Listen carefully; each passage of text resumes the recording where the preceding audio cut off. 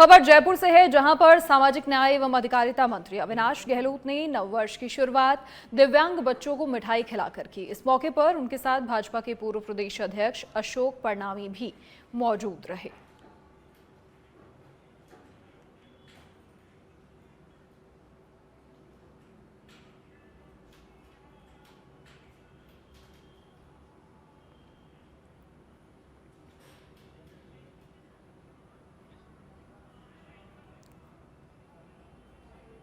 जोधपुर में कैबिनेट मंत्री जोगाराम पटेल नववर्ष के पहले दिन गणेश मंदिर पहुंचे और भगवान गणेश की पूजा अर्चना कर देश और प्रदेश वासियों की खुशहाली की कामना की। इसके बाद जोधपुर के सर्किट हाउस में आमजन से मुलाकात कर एक दूसरे को शुभकामनाएं दी और इस दौरान मीडिया से बात करते हुए कैबिनेट मंत्री जोगाराम पटेल ने कहा, आज हमारे देवों के देव भगवान गणेश का भी दिन है। 138 वर्ष उपरांत बुधवार से नए वर्ष का प्रारंभ हो रहा है। ये पाश्चात्य संस्कृति का नववर्ष है और आज हमारे देवों के देव गणेश का पर्व भी है।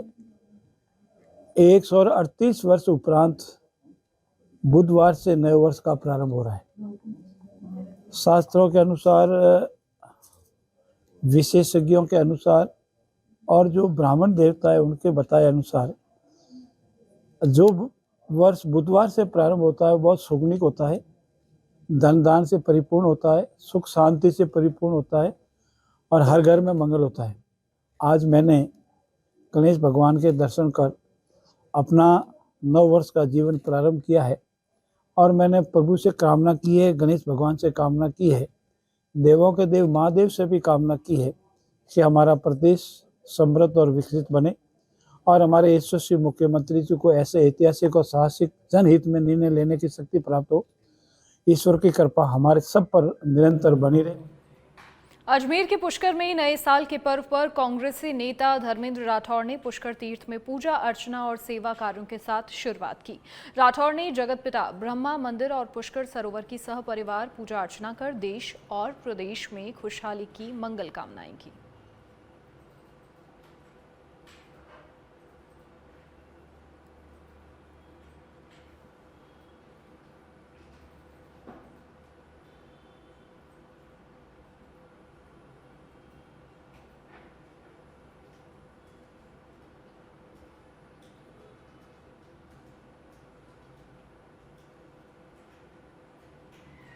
से 2025 की आपके माध्यम से भी पूरे प्रदेशवासियों को हार्दिक शुभकामनाएं और बधाई।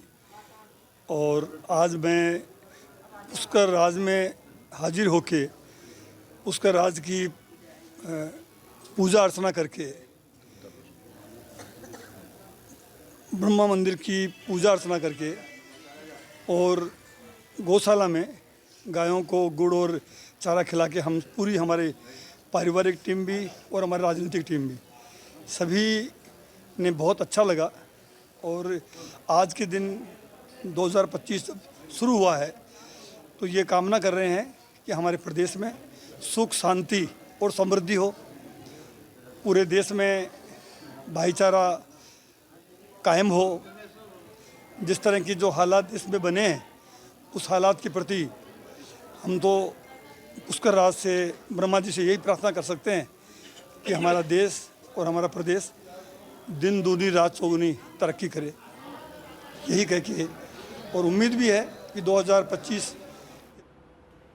जालौर की बागुड़ा में स्कूल को जाने वाली मुख्य सड़क लगभग 6 किलोमीटर पूरी तरह से क्षतिग्रस्त है। सड़क पर बिछाया जाने वाला डामर का नामो निशान मिट गया है। विद्यार्थियों का कहना है कि आने जाने में काफी परेशानी होती है। क्षतिग्रस्त सड़क पर गिरने से अब तक कई लोग घायल भी हो गए हैं। सड़क को ठीक कराना बेहद जरूरी है। शाम के बाद अंधेरे के कारण ज्यादा मुश्किलें होती हैं। जनप्रतिनिधियों समेत उच्च अधिकारियों से सड़क बनवाने की कई बार मांग की जा चुकी है, लेकिन मरम्मत की ओर कोई ध्यान नहीं दे रहा।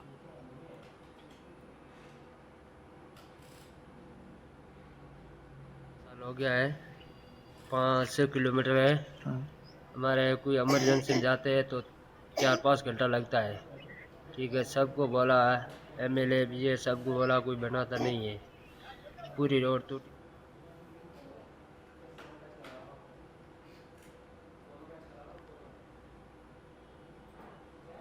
तो स्कूल के रास्ते में जो मुख्य सड़क पड़ती है वो पूरी तरह से क्षतिग्रस्त है। इन तस्वीरों को देखकर अंदाज़ा लगाया जा सकता है।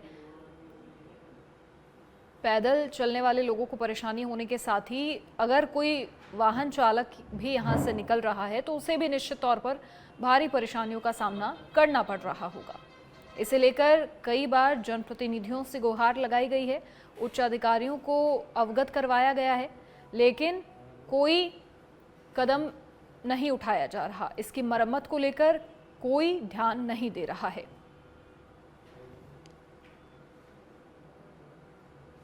लगभग 6 किलोमीटर तक ये पूरी तरह से क्षतिग्रस्त है। अधिक जानकारी के लिए हमारे सहयोगी नरपत फिलहाल फोन लाइन पर जुड़ गए हैं। नरपत, क्या कुछ पूरी जानकारी? देखिए, इन तस्वीरों में हम जो सड़क ये देख रहे हैं ये तो पूरी तरह से क्षतिग्रस्त है।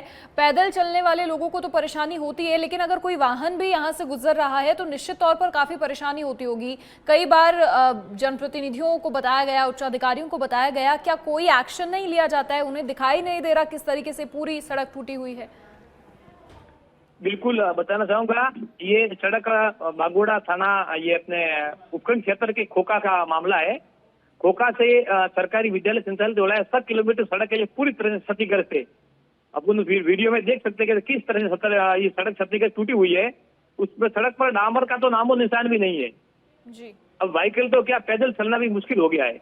हमने ग्रामीणों से बात की तो उन्होंने कहा कि हमने कई बार उच्च अधिकारियों, जनप्रतिनिधियों, पीडब्ल्यूडी के संबंधित जो अधिकारियों को भी हमने मौखिक और लिखित रूप से अवगत करवाया, लेकिन हमारे यहाँ पर कोई ध्यान नहीं दिया जा रहा है जी। जिसके चलते ऐसे कोई आपातकाल के समय में और भी भयंकर स्थिति पैदा हो जाती है। जी। व्हीकल चलने को तैयार नहीं है और इस टूटी हुई सड़क को हवाला देकर मनमान्य किराया वसूल रहे। जी। हाँ, जिले के संबंधित अगर बात करें तो मंत्री भी है, लेकिन फिर भी इस तरह की जो टूटी हुई सड़क है इसकी सूझ कोई नहीं ले रहा है।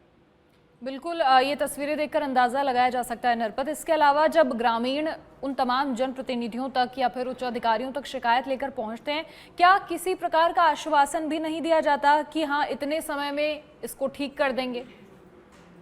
की तरफ से सिर्फ आश्वासन ये मिलता है कि हमारे पास में बजट नहीं है, बजट की कमी है, बजट की कमी की वजह से सड़क का निर्माण नहीं हो रहा है। सिर्फ बजट का रोना रो रहे हैं और एक दूसरे के ऊपर आरोप लगा रहे हैं कि सरकार ने अभी नहीं हुई है, अभी सरकार का गठन होने के बाद 1 साल हुआ है, अभी हमें स्वीकृति मिलेगी, बजट आएगा तो हम आपकी ये सड़क जो स्वीकृत कर देंगे और नहीं बढ़ा देंगे। लेकिन बिल्कुल सड़क को देखकर लगता है कि कितनी सड़क टूटी हुई है। ये अगर बात करें तो पिछले 8-10 साल से सड़क टूटी हुई है, लेकिन ग्रामीण सड़कों की बात करें तो सड़कें पूरी तरह से, जिले की बात करें तो जिले में ऐसी ग्रामीण सड़कें हैं जिसकी कोई भी अधिकारी सूझ नहीं ले रहा है। बिल्कुल, ये लाचारी सिस्टम की दिखाई दे रही है। नरपत, शुक्रिया जानकारी साझा करने के लिए। और निश्चित तौर पर जब शिकायत की जाती है तो लोगों को आश्वासन तक नहीं दिया जाता कि इसे लेकर कोई एक्शन लिया जाएगा या इस सड़क को ठीक करवाया जाएगा, लेकिन बड़े सवाल कई खड़े होते हैं, क्या वो जनप्रतिनिधि आगे आकर इस मामले की सुध नहीं ले सकते? क्योंकि एक लंबा वक्त हो चुका है, तब से ये सड़क ऐसी ही है।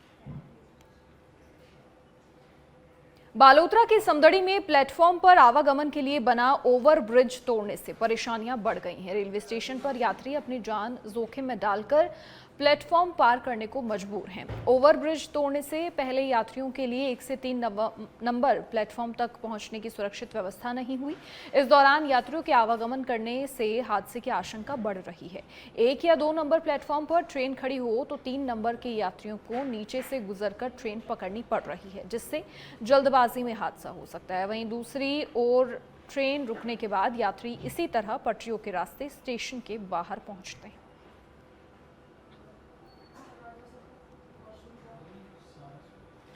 तो ये ओवरब्रिज तोड़ने से लोगों की परेशानियां बढ़ गई हैं और जान जोखिम में डालकर प्लेटफॉर्म पार करने के लिए लोग यहां मजबूर हैं।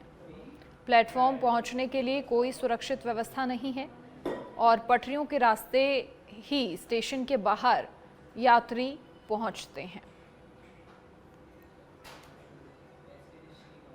इन तस्वीरों में भी देखा जा सकता है किस तरीके से कोई सुरक्षित व्यवस्था नहीं है प्लेटफॉर्म तक पहुंचने के लिए और पटरियों के रास्ते ही स्टेशन के बाहर आते हैं यात्री। किस तरीके से ट्रेन के नीचे से निकलकर क्रॉस कर रहे हैं, इन तस्वीरों में देखा जा सकता है।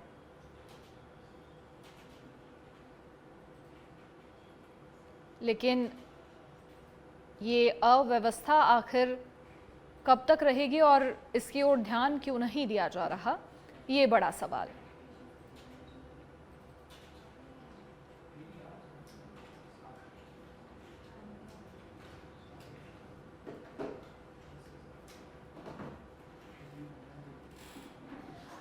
अधिक जानकारी के लिए सहयोगी सुनील दवे फोन लाइन पर जुड़ गए हैं। सुनील, देखिए तस्वीरों में बिल्कुल हम देख रहे हैं किस तरीके से अपनी जान जोखिम में डालकर ट्रेन के नीचे से होकर भी यहां यात्री निकल रहे हैं। क्या इन अव्यवस्थाओं की ओर किसी का ध्यान नहीं है?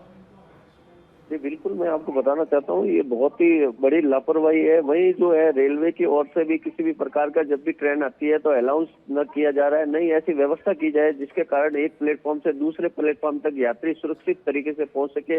वही जो है अगर ट्रेन 3 नंबर प्लेटफॉर्म पे आती है तो 1 नंबर के प्लेटफॉर्म वाले यात्री है वो मजबूरन दूसरी कोई अगर अन्य ट्रेन खड़ी है तो उसके नीचे से उनको गुजर कर अपनी ट्रेन पकड़नी पड़ती है। ऐसे में कई बार क्या है यात्रियों को ट्रेन भी छूट जाती है क्योंकि जान जोखिम का भी खतरा रहता है।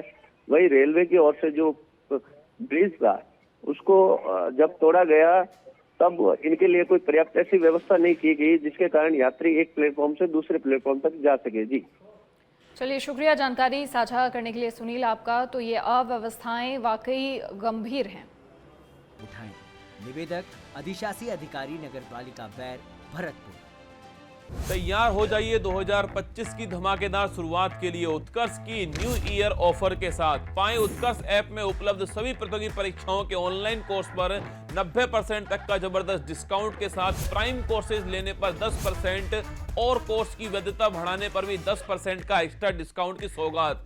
अब चुनिए अपना लक्ष्य और तैयारी के लिए आसानी से पाएं अनुभवी शिक्षकों का मार्गदर्शन और दमदार स्टडी मटेरियल। ध्यान रखें कि उत्कर्ष का यह न्यू ईयर ऑफर केवल 28 दिसंबर से 3 जनवरी तक उपलब्ध है। जल्दी करें, install now.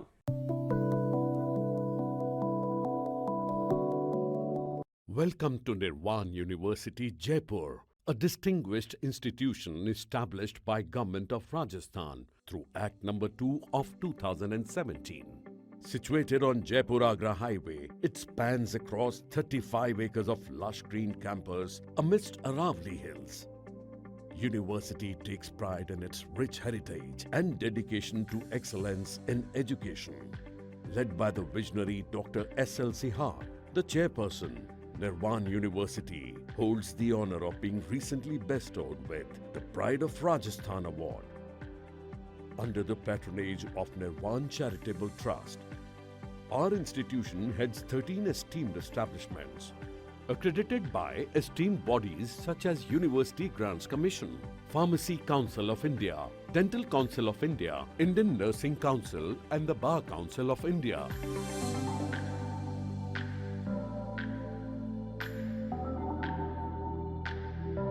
Nirvan University ensures that all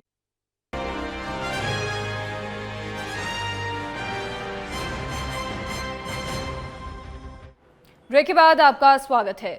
Jhunjhunu में चिकित्सा एवं स्वास्थ्य विभाग शुद्ध आहार और मिलावट पर वार अभियान के तहत मिलावट करने वालों के खिलाफ सख्त नजर आ रहा है। इसे लेकर विभाग लगातार कार्रवाई कर रहा है। सीएमएचओ के निर्देश पर फूड सेफ्टी टीम ने चिड़ावा कस्बे में सागरोटा के 2 प्रतिष्ठानों पर कार्रवाई करते हुए घी और मसालों साथ ही सब्जी के नमूने लिए हैं। सीएमएचओ ने बताया, लोगों के स्वास्थ्य के साथ खिलवाड़ नहीं करने दिया जाएगा। शुद्ध आहार मिलावट व्यवहार के तहत चिड़ावा में सागरोटा पे कार्रवाई की गई है। चिड़ावा में आसपास के गांवों के अंदर मुख्य रूप से सागरोटे का प्रचलन है और सर्दी के मौसम में सागरोटा लोग ज़्यादा ही खाते हैं। यहाँ पे सर्दी के मौसम में सागरोटे में स्पेशल घी का ज़्यादा यूज होता है, तो सभी आमजन को शुद्ध खाना मिले उसके लिए आज चिड़ावा में विशेष रूप से कार्रवाई की गई है। चिड़ावा में 2 जो बड़े व्यापारी हैं, मालसरिया सागरोटा का होटल है और शर्मा सागरोटा का होटल है, दोनों जो बड़े व्यापारी हैं उनके यहाँ पे सैंपल लिए गए हैं और आज यहाँ पे चिड़ावा में दोनों होटल पे 3 सैंपल हमने लिए हैं। इसमें सागरोटा के अंदर साग का सब्जी का सैंपल और साथ में जो इस्तेमाल होने वाला घी है उसका सैंपल लिया गया है ताकि आसपास के जो लोग हैं उनको शुद्ध आहार मिले। मेरा जिलेवासियों से आग्रह है और जो भी व्यापारी हैं यहाँ पे उनसे आग्रह है कि आसपास जो भी आप खाने का जो बनाते हैं उसमें अच्छा घी, अच्छे मसाले वो काम में लें ताकि आमजन को अच्छा खाने को मिले। और इसके बाद में अगर और कहीं से इस तरह की शिकायत प्राप्त होती है तो वहाँ पे भी हम कार्रवाई करेंगे। लगातार हमारे जो FSO के द्वारा ये कार्रवाई जारी है। और तो मेरा तो विशेष रूप से यही आग्रह है कि आमजन को शुद्ध खाना मिले, इसके लिए व्यापारी चित्तौड़गढ़ जिले के प्रख्यात कृष्ण धाम श्री सांवलिया जी मंदिर में न्यू ईयर के पहले दिन बुधवार की रिकॉर्ड संख्या में ही श्रद्धालु पहुंचे। सांवलिया धाम के हर मार्ग पर पैदल चलते श्रद्धालुओं का तांता दिखाई दिया। आलम ये हो गया कि नेटवर्क ही जाम हो गए और लोग कॉल पर भी बात नहीं कर पाए। सुबह 5 बजे की मंगला आरती के समय से ही भारी संख्या में श्रद्धालु दर्शनार्थी लंबी कतारों में दिखाई दिए।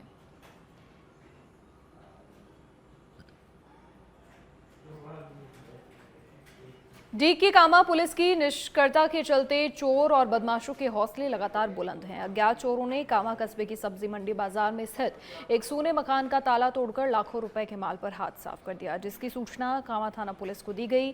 पुलिस ने पहुंचकर घटना की जानकारी ली और मामले की जांच पड़ताल आगे भी जारी है।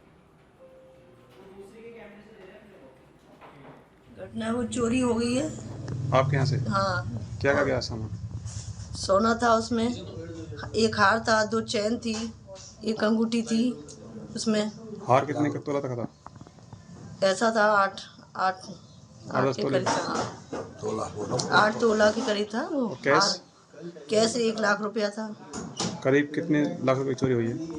10-12 लाख की चोरी। कुछ चोरों ने सूना मकान देखकर इसमें घुसे हैं और करीब 10-12 लाख रुपए का इसमें से सामान चोरी हुआ है। कुछ गोल्ड है, कुछ नगद है। पुलिस को सूचना मिली क्या?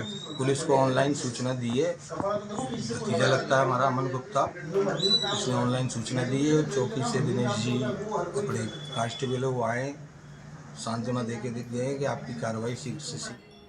और सिरोही के शिवगंज में पुलिस ने यातायात जागरूकता अभियान चलाया है, जिसका यातायात पुलिस के जरिए नववर्ष की शुरुआत पर भूमि प्रचार किया जा रहा है। यह अभियान 1 से 15 जनवरी तक मनाया जाएगा और इस दौरान यातायात प्रभारी वाहन चालकों को यातायात नियमों की जानकारी देंगे, जिसमें उन्होंने हेलमेट और सीट बेल्ट का प्रयोग करना, शराब पीकर वाहन न चलाने के सहित 17 प्रकार के नियमों के बारे में जानकारी दी।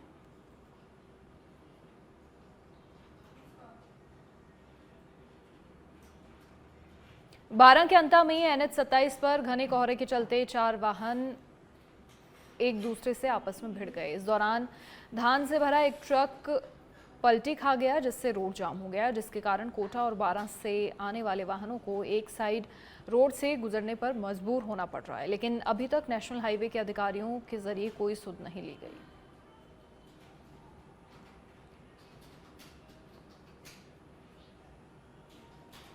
जोधपुर में नववर्ष 2025 को शहरवासी अपने विभिन्न तरीकों से मना रहे हैं। नववर्ष पर भगवान श्री गणेश मंदिर पहुंचकर शहरवासी पूजा अर्चना कर नववर्ष का स्वागत कर रहे हैं। गणेश मंदिर में आज भक्तों की बड़ी भीड़ देखी जा रही है। न्यू ईयर गाइस, हम पहले आज बुधवार भी है और नया साल भी है, इसीलिए हम आज गणेश जी के दर्शन करना है। और यहाँ देख रहे हैं मतलब बहुत ज़्यादा भीड़ है, पर मतलब जो आज नए साल की शुरुआत है बुधवार से हुई है, तो सबको हमारी तरफ से भी शुभकामनाएं और गणेश जी का आशीर्वाद आप सब पर बना रहे। और अब सच बेधड़क की एक्सक्लूसिव रिपोर्ट का रुख करेंगे। जिंदा लोगों को मृतक बताकर सरकार की अनुदान योजना में उठाए 19 लाख रुपए। फर्जी दस्तावेजों से लोगों की श्रमिक डायरी बनाने के बाद बनाए फर्जी मृत्यु प्रमाण पत्र। मृत्यु प्रमाण पत्र बनाने के बाद अनुदान योजना के लिए किया आवेदन। जैसलमेर के जिला रोजगार अधिकारी भवानी प्रताप चारण का कारनामा। एसीबी ने जांच पड़ताल के बाद आरोपी भवानी प्रताप चारण समेत 7 लोगों के खिलाफ गबन का मुकदमा दर्ज किया। कर्मचारियों से मिली भगत करके जिला रोजगारी अधिकारी ने आवेदनों को वित्तीय स्वीकृति दे दी। वर्ष 2017 में राजकोष के ये बड़ी चपत लगाई। आरोपी भवानी प्रताप चारण ने योजना के तहत मिलने वाली राशि को अपने पहचान के लोगों के बैंक खातों में ट्रांसफर कर दिया। एसीबी ने एक शिकायत पर वर्ष 2023 में प्राथमिकी जांच दर्ज की और अब जांच पड़ताल के बाद एसीबी ने आरोपी भवानी प्रताप चारण के साथ में प्राइवेट व्यक्ति किशन ओड, जोगराम सिंह, अमृतलाल ओड, दीपाराम, आस्करण सिंह और लील सिंह के खिलाफ मुकदमा दर्ज किया।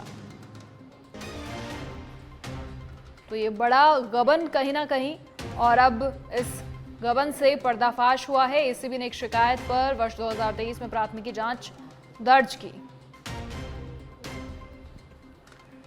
अधिक जानकारी के लिए हमारे विशेष संवाददाता ओम प्रकाश शर्मा फोन लाइन पर जुड़ गए हैं। ओम प्रकाश, देखिए बहुत बड़ा गबन इसे कहा जा सकता है कि जीवित व्यक्तियों को मृत बताकर उनके नाम पर अनुदान की राशि इतनी उठाई जा रही है, राजकोष को इतना बड़ा नुकसान पहुंचाया जा रहा है। हालांकि अब जब एसीबी पूरी जांच पड़ताल कर रही है तो मामला निकलकर सामने आया है, लेकिन किस तरीके से ये पूरा मामला और क्या क्या मिलीभगत इसमें सामने आई? जी देखिए, जिला रोजगार अधिकारी जैसलमेर के पद पर वर्ष 2017 में भवानी प्रताप चारण कार्यरत थे।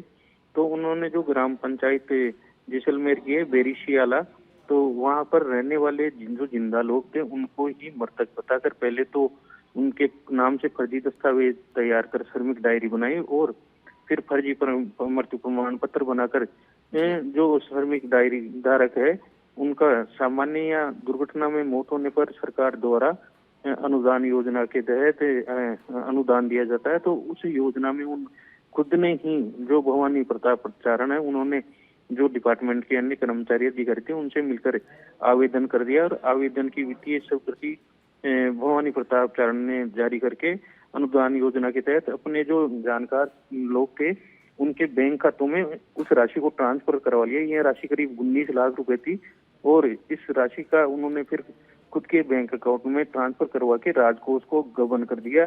इस संबंध में वर्ष 2023 में एसीबी को एक शिकायत मिली थी। एसीबी ने एक प्राथमिकी जांच दर्ज की थी। एसीबी पिछले 2 साल से इसकी जांच कर रही थी।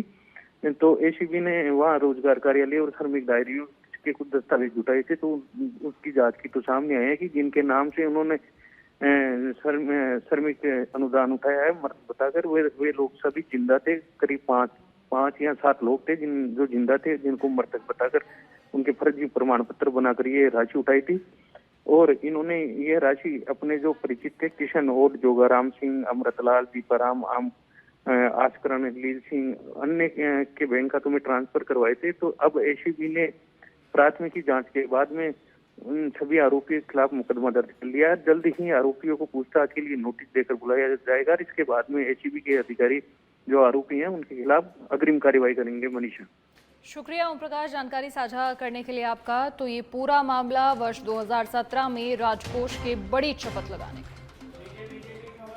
और जयपुर महारानी फार्म पुलिया से जुड़ी खबर, मुख्यमंत्री भजनलाल शर्मा ने जेडीए को निर्देश दिए थे। नए साल के पहले दिन से महारानी फार्म पुलिया को बंद किया गया है। पुलिया ने यातायात बंद किया और आगामी 6 महीने तक पुलिया बंद रहेगी। यहां पहले से ऊंची और चौड़ी पुलिया का जेडीए निर्माण करेगा। पुलिया बंद होने के चलते वाहनों को बंद किया गया। रिद्धि सिद्धि पुलिया और B2 बाईपास से हो सकेगा अब आवागमन। लगभग 6 करोड़ रुपए की लागत से ये काम किया जाएगा। सीएम भजनलाल शर्मा ने जेडीए को निर्देश दिए थे। द्रव्यवती नदी के कारण वाहनों का आवागमन बाधित रहता है। काम पूरा होने के बाद इस समस्या से निजात मिलेगी और 1 लाख से अधिक वाहनों का यहां से आवागमन रहता है।